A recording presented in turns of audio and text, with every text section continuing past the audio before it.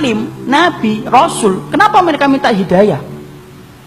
Kalau yang jahil sudah, yang baru separuh ilmu sudah, yang sudah berilmu tidak beramal sudah, yang meyakini yang batil sudah. Sekarang kita tanya, kenapa nabi tetap minta hidayah? Kalau 4 tadi menceritakan tentang diri kita, tapi kalau kemudian yang kelima, kenapa Nabi dan orang-orang soleh yang mengikuti jalan para Nabi, yaitu para sahabat, para tabi'in, dan kita yang berusaha untuk mengikuti mereka, ridwanullah alaihim, kenapa kita masih tetap minta hidayah? Karena belum tentu apa yang antum dapatkan kalau sudah benar itu menjamin antum itu meninggal dalam keadaan itu. Kita apa pernah menjamin bahwasanya kita akan mati husnul khatimah dalam keadaan iman? Siapa yang menggaransi iman kita? Tidak ada. Minta hidayah supaya Allah itu memberikan istiqomah setelah kita dapat ilmu yang benar. Bukankah Allah menunjukkan lembaran-lembaran kehidupan sejarah, banyak orang yang mereka itu bertabur iman di awal kehidupan, tetapi mereka matinya murtad. Bal'am bin Ba'urah, apa kurangnya Bal'am bin Ba'urah? Hidup pada zaman Nabi Musa, di mana doanya dikabulkan oleh Allah setiap waktu-waktu yang sempit dan terdesak. Sampai Malik bin Dinar berkata, karena mujabud da'wah fi syada'id. Kalau sudah bicara tentang Bal'am bin Ba'urah, Masya Allah, doanya selalu dikabulkan oleh Allah dalam keadaan genting. Kata Malik bin Dinar rahimahullahu ta'ala ketika menafsirkan surat Al-A'raf 175. Tapi matinya murtad. Rajal Unfuah, sahabat Nabi, dipuji oleh Abu Bakar, dipilih oleh Abu Bakar untuk menjadi delegasi sunnah, mendakwahkan kepada Musalam al-Kadzab. Matinya beriman, murtad. Ubaidillah bin Jahsy yang pernah menyelamatkan kehidupan agamanya sampai ke Habasyah. Ketika Nabi masih di Mekah, ikut di dalam hijrah yang pertama, hijrah yang kedua ke Habasyah. Beriman? Tidak, murtad di Habasyah. Kecintaannya minum khamr menjadikan dia murtad. Seorang muadzin yang diceritakan oleh Imam Qurtubi, murtad ketika kemudian tergiur dengan pesona seorang wanita yang dia lihat ketika adzan di tempat yang tinggi. Orang dulu ketika adzan naik ke tempat yang tinggi, melihat seorang wanita begitu cantik turun, ini gentle dia ini. Turun, dia katakan dia cinta sama wanita itu. Wanita itu berkata, tidak bisa kamu nerima kamu, karena kami Nasrani dan kamu Muslim. Loh, dengan apa saya bisa diterima? Berpindah kepada Nasara. Pindah, ikhwan. Murtad, meninggalnya di hari dia meninggal dunia. Akan mencampuri istrinya, naik ke atap, kemudian jatuh. Belum sempat mencampuri wanita yang menjadikan dia murtad. Siapa yang menjamin? Ini yang kemudian kita khawatirkan. Minta terus hidayah. Kenapa kita minta hidayah walaupun kita itu sudah memelihara jenggot, sudah kemudian ngaji, istri kita sudah kemudian berhijab yang syar'i, kegiatan kita sering datang ke kajian ilmu, bertemunya kita dengan orang yang solih, terus kita menjaga hangatnya iman. Tapi kenapa kita tetap minta hidayah walaupun ikhtiar sudah kita lakukan?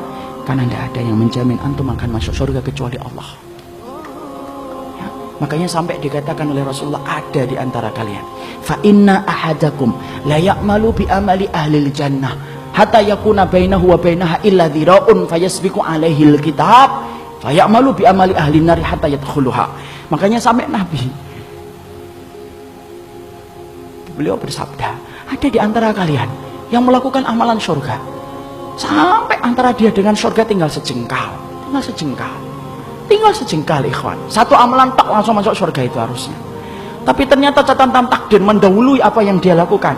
Lalu kemudian di akhir kehidupannya melakukan amalan penduduk neraka hatta yadkhuluha, sampai dia masuk ke neraka itu. Ada pula yang sebaliknya, fa inna ahadakum la ya'malu bi amali ahli nar hatta yakuna bainahu wa bainaha illa dhira'un fayasbiqu alaihi alkitab fayamalu bi amali ahli jannah hatta yadkhuluha. Nabi kemudian berkata sebaliknya, ada pula di antara kalian yang melakukan amalan penduduk neraka terus sampai antara dia dengan neraka tinggal sejengkal tak, kata Nabi. Tetapi catatan takdir mendahului apa yang dia lakukan. Dia melakukan amalan penduduk surga sebelum meninggal dunia, lalu kemudian Allah masukkan ia ke dalam surga. Antum tahu Usairim bin Abdul Ashhal? Usairim bin Abdul Ashhal, seseorang sahabat yang dikatakan oleh Nabi sebagai penduduk surga, tapi keningnya tidak pernah dipakai untuk bersujud kepada Rabbnya. Karena apa? Masuk Islamnya belum ada 24 jam. Ketika dia masuk Islam mengucapkan syahadat, dia bertanya, sholat? Belum waktunya sholat. Apa yang saya lakukan? Ayo berjuang bersama Rasulullah. Berjuang bersama Rasulullah SAW dan para sahabat. Ketika kemudian dalam peperangan tersebut Allah takdirkan dia meninggal dunia. Ketika meninggal dunia, Maka rame para sahabat membicarakan tentang Usair bin Abdul Asyhal. Sampai Abu Hurairah berkata, inilah penduduk surga yang belum pernah menempelkan keningnya untuk mencium bumi bersujud kepada Allah. Itulah Usair bin Abdul Asyhal. Siapa yang jamin, ikhwan? Jangan sombong kalau kita hari ini sudah ngikut nitib, Pak. Jangan sombong ketika kita hari ini sudah ngaji. Belum tentu itu akan menjadi jaminan bahwasanya itu menjadi keimanan kita ketika meninggal dunia. Jangan magrur. Apa itu magrur? Tertipu dengan amalan kita.